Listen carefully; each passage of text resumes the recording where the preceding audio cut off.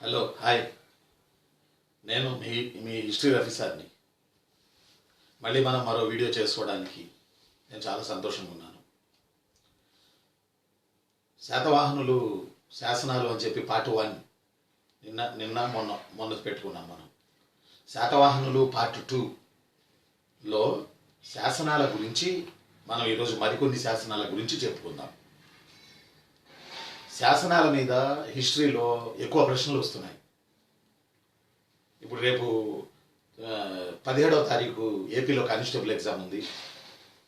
వచ్చే నెల 20వ 21వ ఎస్ఐఆర్ పోలీసు మెయిన్స్ ఉంది తెలంగాణలో. దానికి దక్షిణ భారతదేశ చరిత్రలో శాతవాహనులు అనే టాపిక్ కూడా ఉంది సిలబస్లో.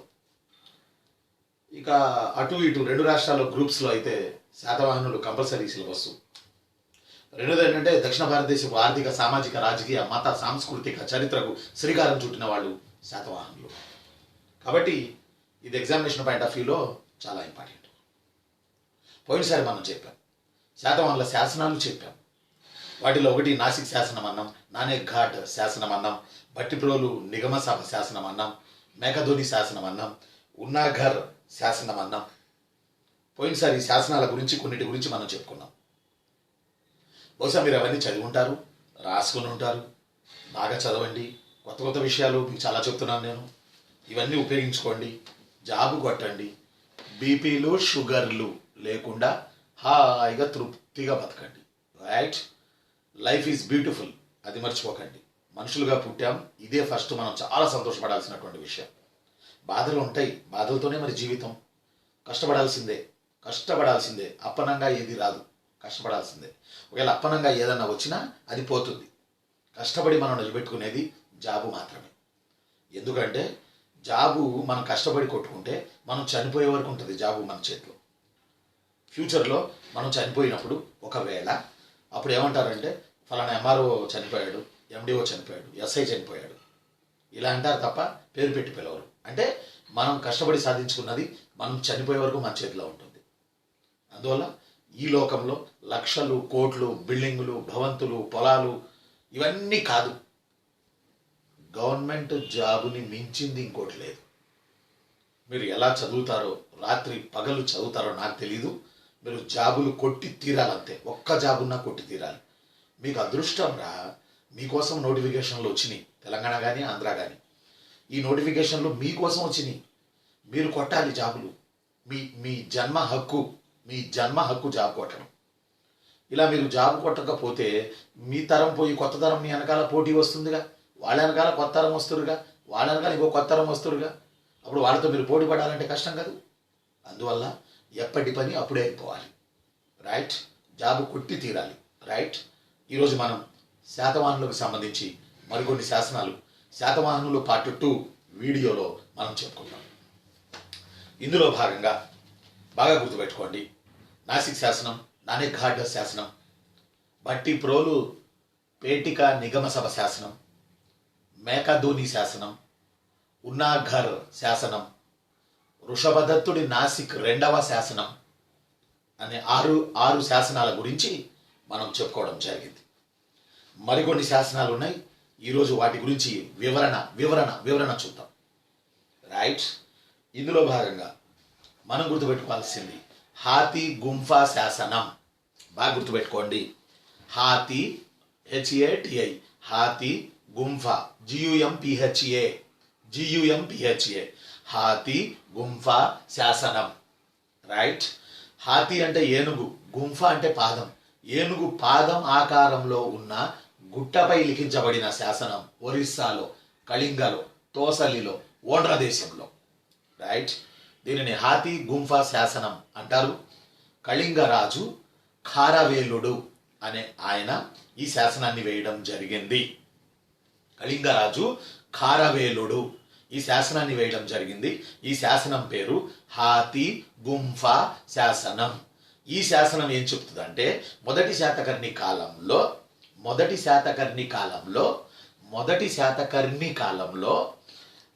కళింగరాజు ఖారవేలుడు కోస్తా ఆంధ్రాపై దండయాత్ర చేసి వచ్చినట్లుగా అతను పితుండ నగరాన్ని గాడిదలతో దున్నించినట్టుగా పితుండ నగరం అనగా ఏది అని ఒకసారి ఎగ్జామ్లో వచ్చింది. ఆన్సర్ మచిలీపట్నం. గుర్తుపెట్టుకోవాలి. మచిలీపట్నాన్ని లేదా పితుండ నగరాన్ని కారవేలుడు కోపంతో మొదటి శాతకర్ణి కాలంలో గాడిదలతో దున్నిచ్చాడని, మూషికా నగరం అంటే మస్కి కర్ణాటక, ఆ నగరాన్ని అగ్నికి ఆహుతి చేశాడని, కనపడిన వాళ్ళందరికీ అతను జైనం కాబట్టి జైనాన్ని ఇచ్చాడని, కోస్తా ఆంధ్రాలో విరివిగా శాతవాహనుల కాలంలో బలవంతంగానైనా సరే జైనాన్ని ప్రచారం చేసిన వాడు కారవేలుడని, తాను ఆంధ్రదేశంపై గెలిచాడని తను హాతిగుంఫ శాసనాన్ని వేసుకోవడం జరిగింది. ఒరిస్సాలోని మహానది దగ్గర ఉన్నటువంటి పర్వతాల మీద ఈ శాసనాన్ని అతను వేయడం జరిగింది. కాబట్టి హాతిగుంఫ శాసనం శాతవాహనుల మీద కళింగరాజు కారవేలుడు అటాక్ చేసినట్లు మనకు తెలియజేస్తుంది. అయితే మొదటి శాతకర్ణి బలహీనుడే, కారవేలుడి చేతిలో ఓడకపోయినా కొంచెం బలహీనుడే.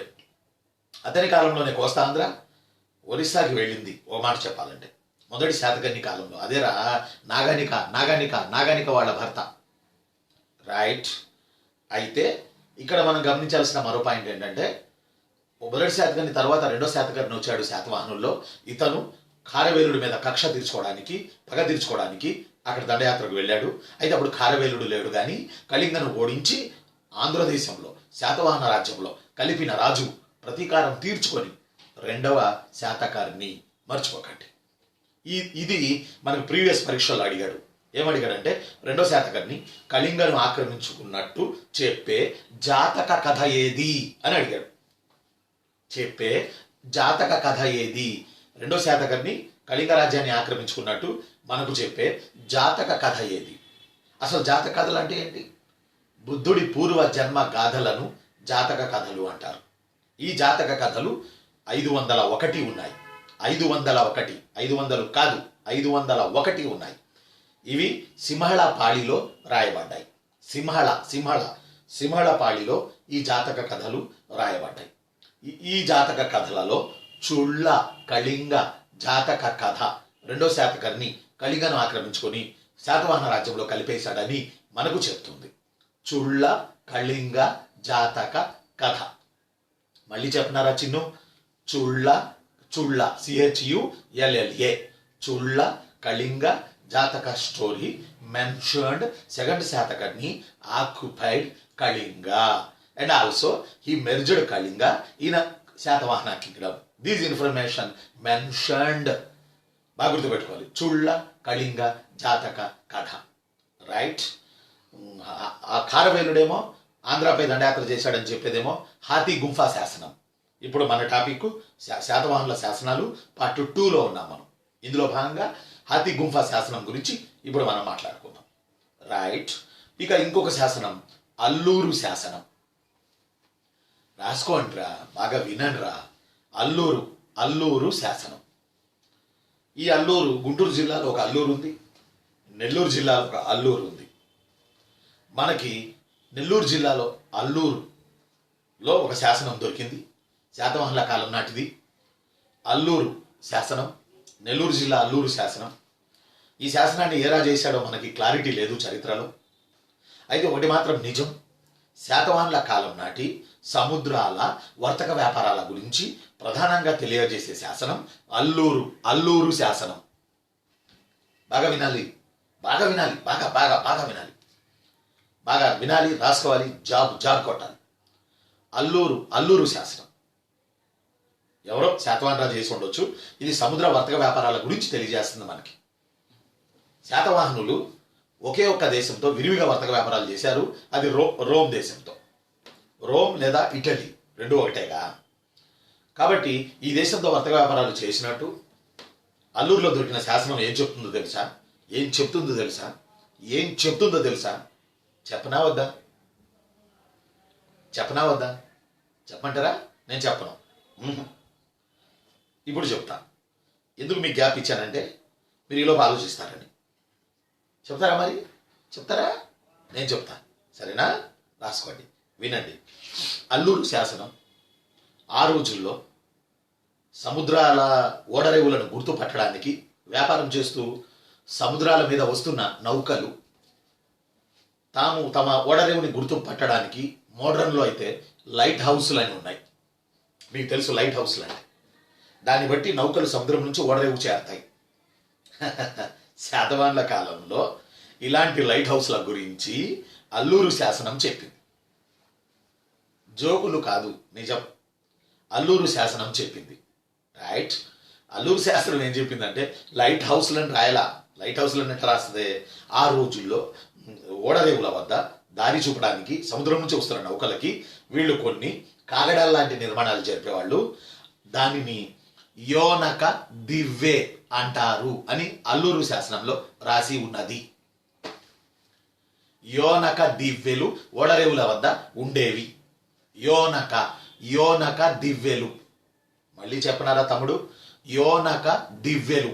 ఎస్, యోనక దివ్వెలు. లైట్ హౌసుల లాగా ఓడరేవుల వద్ద ఆ వస్తున్న నౌకలకి దారి చూపించేవి అని అల్లూరు శాసనం శాతవాహనుల కాలం నాటి సముద్ర వర్తక వ్యాపారాల గురించి, యోనక దివ్యల గురించి ప్రధానంగా తెలియజేస్తుంది. ఈ అల్లూరు నెల్లూరు జిల్లాలో అల్లూరు, గుంటూరు జిల్లాలో అల్లూరు కాదు. రైట్. ఒకటేమో హాతిగుంఫ శాసనం చెప్పినా, రెండోది ఇప్పుడు అల్లూరు శాసనం చెప్పినా. ఇక మూడోది ఇంకొకటి ఈరోజు శాసనాల్లో, శాతవాహనుల కాలం నాటి శాసనాల్లో మరొకటి రా చిన్ను, బాగా గుర్తుపెట్టుకోండి, అమరావతి శాసనం మరొకటి. మొత్తం శాతవాహనుల కాలంలో 10-11 శాసనాలు ఉన్నాయి. ఎక్కువ మంది పిల్లలు చదివేది నాసిక్, నానేగాడ్, ఇక అయిపోయింది తీ అని డెప్త్గా అడుగుతున్నారు. ఏపీ హిస్టరీ వచ్చేటప్పటికి, తెలంగాణ హిస్టరీ వచ్చేటప్పటికి. అందువల్ల మనం డెప్త్గా ప్రిపేర్ అవ్వాలి. ఎందుకంటే చిన్న పామునైనా పెద్ద కర్రతో కొట్టాలి, లేకపోతే మనకి జాబు కష్టమవుతుంది. అందువల్ల సీరియస్గా వినండి. ఇప్పటి వరకు హాతిగుంఫ శాసనం చెప్పినాం, అల్లూరు శాసనం చెప్పినాం. ఇప్పుడు చెప్తున్నాం చిట్టి చెల్లెమ్మ. ఇప్పుడు ఏం చెప్తున్నామంటే అదేరా అమరావతి శాసనం. అమరావతి ఇప్పుడు ఆంధ్రప్రదేశ్లో రాజధాని అమరావతి. అదే అమరావతి. అమరావతిని బౌద్ధ పుస్తకాలలో, బుద్ధిస్టు లిటరేచర్లో అమరావతిని దీపాల దిన్నె అంటారు. ఇది గుండెకాయ ముక్క లాంటి పాయింట్, గుర్తుపెట్టుకోండి. అమరావతికి బౌద్ధ సాహిత్యంలో ఉన్న పేరు దీపాల దిన్నె. అమరావతికి బౌద్ధ సాహిత్యంలో ఉన్న మరో పేరు వజ్రాల దిన్నె. రైట్. వజ్రాల దిన్నె, దీపాల దిన్నె అమరావతికి బౌద్ధ మతంలో ఉన్న పేర్లు. అమరావతిలో ఒక శాసనం దొరికింది, శాతవాహనుల కాలంలో వేయబడింది. ఈ శాసనాన్ని గౌతమిపుత్ర శాతకర్ణి కొడుకు వాసిష్ఠి పుత్ర 2వ పులమావి జారీ చేశాడు. రైట్. మొత్తం శాతవాహనుల్లో మనకి పులమావి అనే పేరు వచ్చేది 3. మొదటి పులమావి అంటే కుంతల శాతకర్ణి. ఒక్కో చోట ఈ ఇద్దరు వేరని పుస్తకాల్లో రాసి ఉంటుంది, వేరు కాదు. మొదటి పులమావి కుంతల శాతకర్ణి ఒకడే. రెండో పులమావి అంటే గౌతమిపుత్ర శాతకర్ణి కొడుకు వాసిష్ఠి పుత్ర 2వ పులమావి. మూడో పులమావి అంటే శాతవాహన రాజుల్లో చివరోడు, తను 3వ పులమావి. రైట్. ఇక శాతవాహన వంశంలో చివరోడు అంటే 4వ పులమావి. రాజుల్లో చివరోడు అంటే 3వ పులమావి. గౌతమిపుత్ర శాతకర్ణి కొడుకు అంటే 2వ పులమావి. కుంతల శాతకర్ణి అంటే మొదటి పులమావి. రైట్. అయితే ఇక్కడ ఒక మాట చెప్పుకోవాలి మనం. ఏం మాట అంటే గౌతమిపుత్ర శాతకర్ణికి సంబంధించి అతని కొడుకు వాసిష్ఠి పుత్ర 2వ పులమావి మనకి అమరావతిలో శాసనం జారీ చేశాడు. దీన్ని అమరావతి శాసనం అంటారు. దీని ప్రాధాన్యం ఏంటో తెలుసా? చెప్తారు, నాకు వినపడుతుంది. ప్లీజ్ చెప్పండి రా చెల్లెమ్మలు, తమ్ముళ్ళు చెప్పండి. వినపడింది నాకు. కొంతమంది చెప్పారు. అమరావతి శాసనం మీదే తెలుగులో తొలి పదం నాగబు రాసి ఉన్నది. జీర్ణించుకున్నారా? మైండ్లో నిక్షిప్తం చేసుకున్నారా? తొలి తెలుగు పదం నాగబు. కారణం ప్రాచీన తెలంగాణని, ఆంధ్రాని నాగులు అనే జాతి ఏలింది. వాళ్ళ పేరిట నాగబు అనేది తొలి తెలుగు పదమైంది. మీకు తెలుసు మొదటి శాతకర్ణి భార్య పేరు కూడా నాగానిక కదా. మీకు తెలుసు ఈరోజు కూడా నాగుల చవితి జరుపుతాం, నాగపంచమి జరుపుతాం, నాగులకి దండాలు పెట్టుకుంటాం, పిల్లలు పుట్టకపోతే పుట్టలో పాలు పోస్తాం. ఈరోజు కూడా మా ఊరిని మేలు చేయి ఓ నాగుమయ్య, మా పంట పొలాలు మంచిగా పండించేటట్టు చూడు ఓ నాగుమయ్య, మా ఊరిని క్షేమంగా చూడు ఓ నాగుమయ్య, మమ్మల్ని అందరినీ ఆదుకో ఓ నాగుమయ్య, దిగు దిగు దిగునాగా ఓ నాగా దిగు దిగు దిగునాగా అని మనం నాగేంద్ర స్వామిని పూజిస్తాం. నాగుల పంచమి రోజు నాగులయ్య, నాగులమ్మ, నాగరాజు, నాగార్జున, నాగమణి, నాగరేఖ, ఈరోజు కూడా మనం నాగుల పేర్లు పెట్టుకుంటున్నాం కదా. మన కల్చర్లో మొదటిగా వెళ్ళిన వాళ్ళు నాగులు ఆంధ్రాలో. అందువల్ల తెలుగు తొలి పదం నాగబు, గుర్తుపెట్టుకోవాలి. తెలుగులో తొలి పదం నాగబు. ఇది అమరావతి శాసనంలో రాసి ఉన్నది. అమరావతి శాసనంలో మిగతా లాంగ్వేజ్ అంతా ప్రాకృత భాషలో రాసి ఉండగా నాగబు అని గ్రాంధికంలో తెలుగు ద్యోతకమయ్యేలాగా, తెలుగు కనబడేలాగా నాగబు అనే పదం దొరికింది మనకి. అయితే తెలంగాణలో తొలి తెలుగు పదం నాగబు కాదు, నారన. నారన నారన గోపద వంశం, కరీంనగర్ జిల్లా కోటిలింగాల. తెలంగాణలో తొలి తెలుగు పదం నారన, ఆంధ్రప్రదేశ్లో తొలి తెలుగు పదం నాగబు. ఈ నాగబు అమరావతి శాసనంలో రాసి ఉన్నది. వాసిష్ఠి పుత్ర రెండో పులమావి ఈ శాసనాన్ని జారీ చేశాడు. రైట్. అయితే మీకు వాసిష్ఠ పుత్ర రెండో పులమావి ఇంకో మాట చెప్తా. గౌతమిపుత్ర శాతకర్ణి కొడుకు వాసిష్ఠి పుత్ర రెండో పులమావి. అలానే శాతవాహన చివరి రాజుల్లో గొప్ప రాజు యజ్ఞశ్రీ శాతకర్ణి. ఈ యజ్ఞశ్రీ శాతకర్ణి యొక్క కొడుకు పేరు వాసిష్ఠి. యజ్ఞశ్రీ శాతకర్ణి యొక్క బ్రదర్ పేరు వాసిష్ఠి పుత్ర శాతకర్ణి. వాసిష్ఠి పుత్ర రెండో పులమావి వేరు, వాసిష్ఠి పుత్ర శాతకర్ణి వేరు. ఇది ఇప్పుడు నాకు చెప్పండి. వాసిష్ఠి పుత్ర రెండో పులమావి, వాసిష్ఠి పుత్ర శాతకర్ణి, వాసిష్ఠి శాతకర్ణి, వాసిష్ఠి పుత్ర రెండో పులమావి, వాసిష్ఠి పుత్ర శాతకర్ణి, వాసిష్ఠి పుత్ర రెండో పులమావి. ఇప్పుడు చెప్పండి, వాసిష్ఠి పుత్ర రెండో పులమావి ఎవరు? చెప్పాలి. గౌతమిపుత్ర శాతకర్ణి కొడుకు. వాసిష్ఠి పుత్ర శాతకర్ణి ఎవరు? యజ్ఞశ్రీ శాతకర్ణి సోదరుడు. ఈ రెండు కన్ఫ్యూజ్ అవుతారు, జాగ్రత్త, కన్ఫ్యూజ్ అవ్వద్దు. కాబట్టి ఇప్పుడు అమరావతి శాసనం ఎవరేశారు? ఏమ్మా, అమరావతి శాసనం ఎవరేశారు రా బుజ్జి? అమరావతి శాసనం వేసింది వాసిష్ఠి పుత్ర రెండో పులమావి, గౌతమిపుత్ర శాతకర్ణి కొడుకు. ఈ శాసనంలో నాగబు అనే తొలి తెలుగు పదమే కాదు, అమరావతి జీర్ణావస్థలో ఉండడం వల్ల, అమరావతి స్తూపం క్షీణదశలో ఉండడం వల్ల, ఇప్పుడు అశోకుడి కాలంలో పునాదేశారు దానికి, అమరావతి ఉన్న స్తూపానికి. క్షీణదశలో అమరావతి స్తూపం ఉండడం వల్ల ఆ స్తూపానికి నగిషీలు చెక్కించి, కలర్లు వేయించి, రంగులు వేయించి ఆ అమరావతి స్తూపాన్ని పునరుద్ధరణ చేశాడు. ఎవరు? వాసిష్ఠి పుత్ర రెండో పులమావి. ప్రీవియస్లో ప్రశ్న వచ్చింది, అమరావతి స్తూపాన్ని ఎవరు అభివృద్ధి చేశారు అని. పేరు అడగల. శాతవాహనులు, ఇక్ష్వాకులు, బృహత్పలాయనులు, ఆనందగోత్రులు అన్నాడు. ఆన్సర్ శాతవాహనులు. రాజు పేరు అడగల. రాజు పేరు అడిగితే మన వీడియో చూస్తున్న మీరు, డ్రీమ్స్లో కోచింగ్ తీసుకున్న పిల్లలు మాత్రమే ఆన్సర్ చేసేవాళ్ళు. రైట్. ఆ రాజు వాసిష్ఠిపుత్ర రెండో పులమావి. అమరావతి స్తూపాన్ని అభివృద్ధి చేసింది వాసిష్ఠిపుత్ర రెండో పులమావి. ఈ విషయాన్ని కూడా అతను అమరావతి శాసనంలో రాశాడు. Amaravati stupa reconstructed by, designed by, developed by Satavahanas, particularly Vasishtiputra second Pulamavi, son of Gautamiputra Satakarni. This information wrote in the inscription of Amaravati. This inscription founded in the place of Amaravati. This Amaravati, capital city of now modern Andhra. Right. ఇప్పుడు మూడు శాసనాలు ఈరోజు మనం చెప్పాం.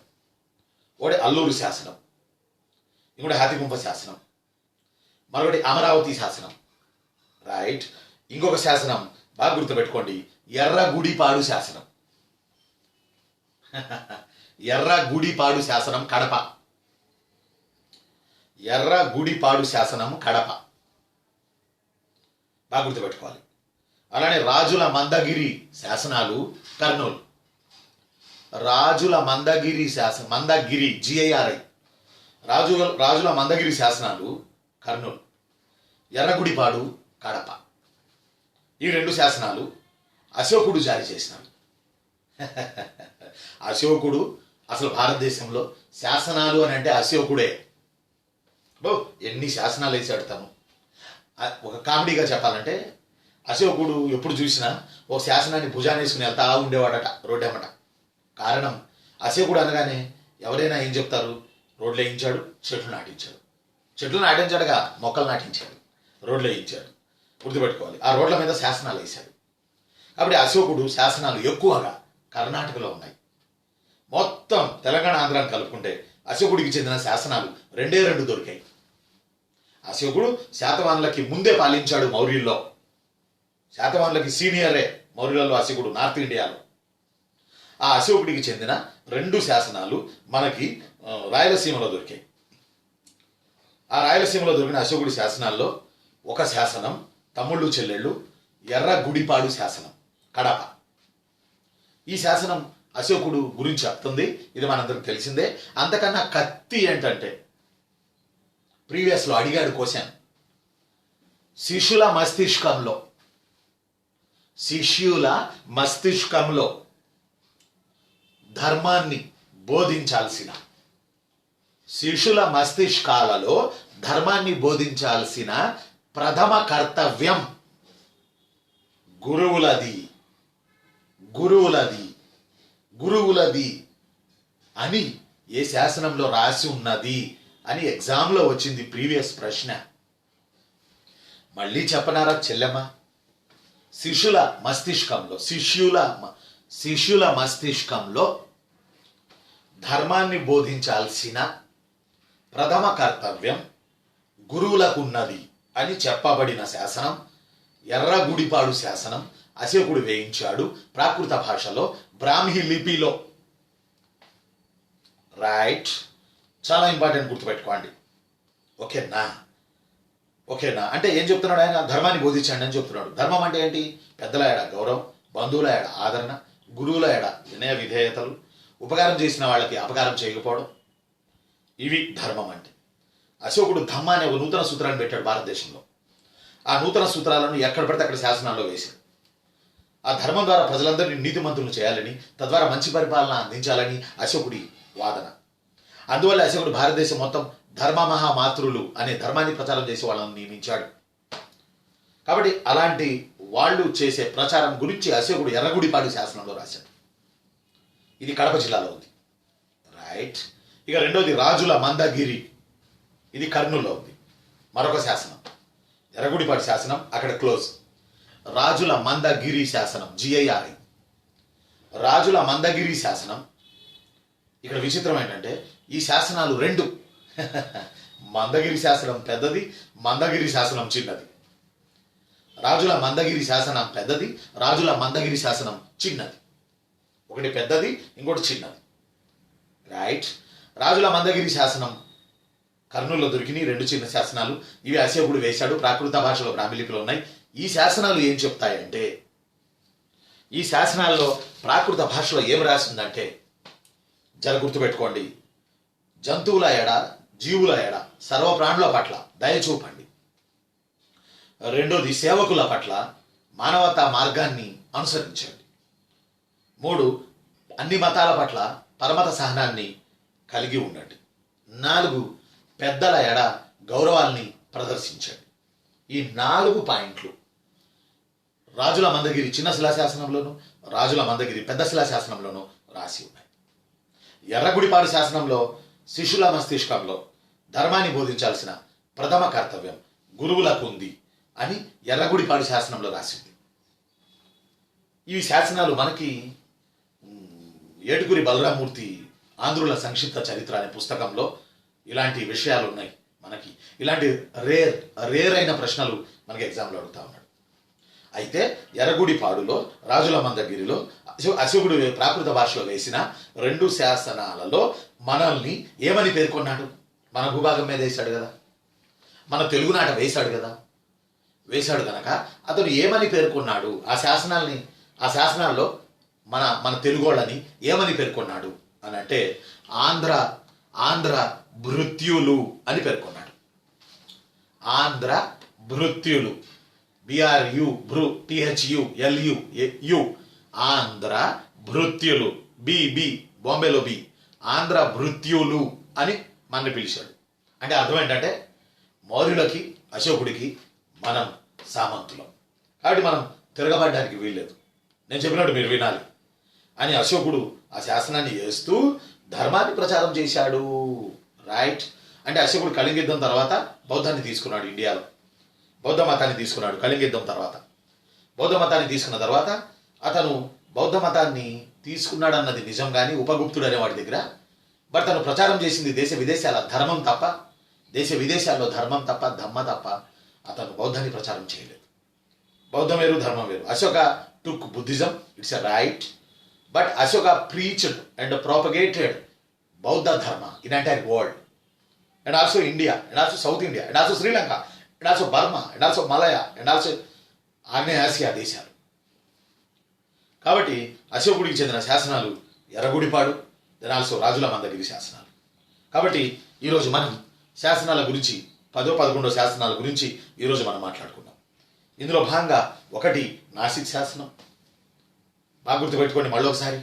నాసిక్ శాసనం గౌతమి బాలశ్రీ వేసింది, తన మనవడి కాల్లో వేసింది.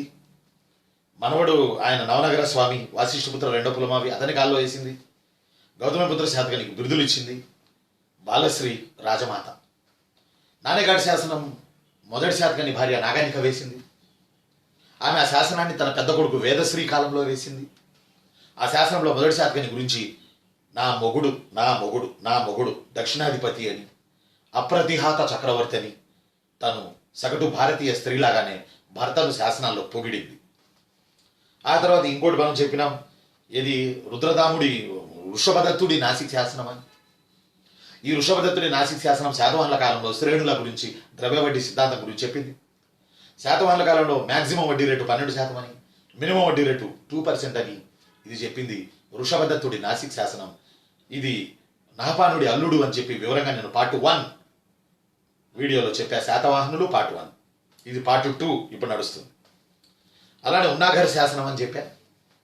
ఈ శాసనం శాతవాహనుల కాలంలో కేంద్ర పరిపాలన గురించి చెప్తుంది, మంత్రులు రకాల గురించి చెప్తుంది అని మనం చెప్పడం జరిగింది. ఆ తర్వాత మేకధోని శాసనం అని చెప్పినాం. ఇది శాతవాహనుల కాలంలో గ్రామ పాలన పెద్దల గురించి చెప్తుంది. వాళ్ళని గుల్మికులు అంటారని చెప్తుంది, ప్రీవియస్లో అడిగారు.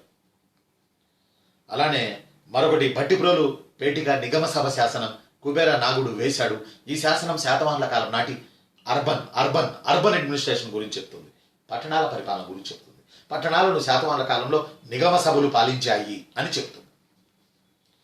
రైట్. ఆ తర్వాత మీకు నేను చెప్పింది ఈరోజు చెప్పింది అల్లూరు శాసనం యోనక దివ్వే లా గురించి చెప్తుందని. అలానే అమరావతి శాసనం నాగబు గురించి, వాసిష్ఠపుత్ర రెండో పులమావి అమరావతిని పునరుద్ధరించాడని ఆ శాసనం చెప్తుందని చెప్పినాం. ఆ తర్వాత అమరావతి శాసనం తర్వాత మనం ఇంకోటి హాతిగుంఫా చెప్పాం. కళింగరాజు ఖారవేలుడు ఎక్కడో ఒరిస్సాలో వేసుకున్నాడు. ఆ శాసనంలో అతను మనం ఓడించినట్టు, మన మచిలీపట్నం పితుండ నగరాన్ని గాడిదలతో దున్నించినట్టు, అంటే ఓడించాడని, గాడిదలు అంటే అట్లా సీరియస్గా తీసుకోకండి, ఓడించాడని, మూసిగా నగరాన్ని తగలబెట్టాడని హాతిగుంఫ శాసనం చెప్తుందని మనం చెప్పాం. అలానే ఆ తర్వాత ఇంకోటి రాజుల మందగిరి చెప్పాం, పెద్ద శిలా శాసనం చిన్న శిలా శాసనం. ఈ రెండు అశోకుడి ధర్మం గురించి చెప్తాయి. అందులో జంతువులేడ ప్రేమ చూపించాలని, బానిసలను ఇబ్బంది పెట్టొద్దని, సేవకులను మానవతా మార్గం ద్వారా చూసుకోవాలని, పర్వత సహనాన్ని పాటించాలని, పెద్దలను గౌరవించాలని, రాజుల మందగిరి పెద్దది, రాజుల మందగిరి చిన్నది శిలాశాసనాల్లో అశోకుడు వేయడం జరిగింది. అలానే ఎర్రగుడిపాడు శాసనం, it's another important inscription there in the time of Satavahanas. Erragudipadu శాసనం ఒక మంచి పాయింట్ చెప్పింది. ఆ పాయింట్ అడిగారు, అదేంటంటే శిష్యుల మస్తిష్కంలో ధర్మాన్ని బోధించాల్సిన ప్రథమ కర్తవ్యం గురువులది అని ఎర్రగుడిపాడు శాసనం చెప్పింది. ఈ రెండు శాసనాలు అశోకుడు వేశాడు. అశోకుడు ఎర్రగుడిపాడు ఒకే శాసనం, రాజుల మందగిరి 2 శాసనాలు, మొత్తం అవి పెద్దది చిన్నది, ఇది ఒకటి పెద్దది. ఈ శాసనాలు అశోకుడు వేశాడు. అందులో మన తెలుగు ప్రజల్ని ఆంధ్ర భృత్యులు అని అశోకుడు అన్నాడు. ధర్మాన్ని పాటించండి, ధర్మం ద్వారా నాకు మీరు మౌల్డ్ అయి ఉండండి అని అశోకుడు చెప్పాడు. కాబట్టి ఇప్పుడు ఇంతవరకు మనం పార్ట్ 1లో పార్ట్ 2లో చెప్పుకున్నవి ఈ శాసనాలు మనకి ఎగ్జామినేషన్ పాయింట్ ఆఫ్ వ్యూలో చాలా ఇంపార్టెంట్. నా డౌట్ ఏంటంటే, నా భయం ఏంటంటే, మే 5వ తారీఖు ఉన్నట్టుంది ప్రిలిమ్స్ ఏపీలో. అప్పటి వరకు నేను దొరికిన మేరకు చెప్తానే ఉంటాను. అయితే నాకు టైం ఉండడం లేదు మెయిన్, అయినా నేను చెప్తాను, ఖచ్చితంగా మీకు చెప్తాను. అయితే మీరు ఓపెన్ చేయండి. దీంతో పాటు ఇదే వీడియోస్లో నా బుక్ ఉంది, ఏపీ హిస్టరీ బుక్. అది మీరు అకౌంట్ ద్వారా కానీ లేకపోతే ఎంఓ ద్వారా కానీ, అందులో మీకు అడ్రస్ కూడా ఉంది, తెప్పించుకోండి. అది చదివి ఇప్పుడు నేను చెప్పే పాఠం వింటే ఇంకా మీకు చాలా ఈజీ ప్రాసెస్ అవుతుంది. అదొకటి అది పెద్ద రేటు కూడా ఏం లేదు. అదొకటి తెప్పించుకోండి పుస్తకం. నేను చెప్పే వాటితో పాటు ఇంకా అదనంగా కూడా అందులో ఉంటాయి. ఎందుకురా అంటే నేను మీకు సమయాభావం వల్ల అన్నీ చెప్పలేకపోతున్నాను కదా, అందువల్ల. ఇంకో టైం ఉన్నట్టయితే బాగుండేది. నేను కూడా వీడియోలు జనవరి నుంచో మొదలుపెట్టాను, మీరు చూస్తూనే ఉన్నారు. కాబట్టి దయచేసి వినండి, రాసుకోండి, సబ్స్క్రైబ్ చేయండి. ఈ శాసనాలు మళ్ళీ మరోసారి చూడండి. వీలైతే రేపు ఇంకొకటి పెడతాను, అది చాలామంది ఏమేమి నేను చెప్పాలో అవి కామెంట్లో చెప్తా ఉన్నారు. ఇవి చెప్పండి సార్, ఈ టాపిక్ చెప్పండి సార్ అని. ఎక్కువ ఎవరు కోరుతున్నారో ఆ టాపిక్ నేను చెప్తా ఉన్నాను. కాబట్టి ఈసారి ఆ కామెంట్స్లో చూసి ఏ టాపిక్ చెప్పాలో ఎక్కువ ఆ టాపిక్ చెప్పడానికి ప్రయత్నం చేస్తాను. ఈసారి ఫ్రీడమ్ మూమెంట్ చెప్పడానికి ప్రయత్నం చేస్తాను. ఫ్రీడమ్ మూమెంట్ మనకు ఆగిపోయింది వారన్ హేస్టింగ్స్తో, అదొక టాపిక్ చెప్తాను. మరి మీరందరూ దేవుడి దయ వల్ల బాగా చదవండి. కష్టపడడం అనేది లైఫ్లో అదృష్టం రా. ఆ అదృష్టాన్ని ఉపయోగించుకోండి. నాకు అనిపిస్తుంది మీ పాఠం చెప్తుంటే నేను కూడా పరీక్షలు రాద్దామని, నేను కూడా మీలాగా చదువుదామని. నాకు కూడా ఒక 15 ఏళ్ళు 20 ఏళ్ళు దేవుడా వెనక్కి నేను కూడా ప్రిపేర్ అయ్యి రాస్తాను మళ్ళీ పరీక్షలు అనిపిస్తుంది. ఎంత ఆనందం రా ఎగ్జామ్స్ ప్రిపేర్ అవుతుంటే. మీరు కాబోయే ఆఫీసర్లరా, రాష్ట్రాలను నడిపించే వాళ్ళరా మీరు. కాబట్టి మీరు చదవండి రా. మంచి మంచి నాలాంటి మెటీరియల్ చదవండి, నాలాంటి బుక్స్ చదవండి, నాలాంటి పాఠాలు వినండి. 100 మందికి ఉద్యోగాలు వచ్చినాయి, మనకి మీకు కూడా ఉద్యోగాలు వస్తాయి. Right? Thank you very much.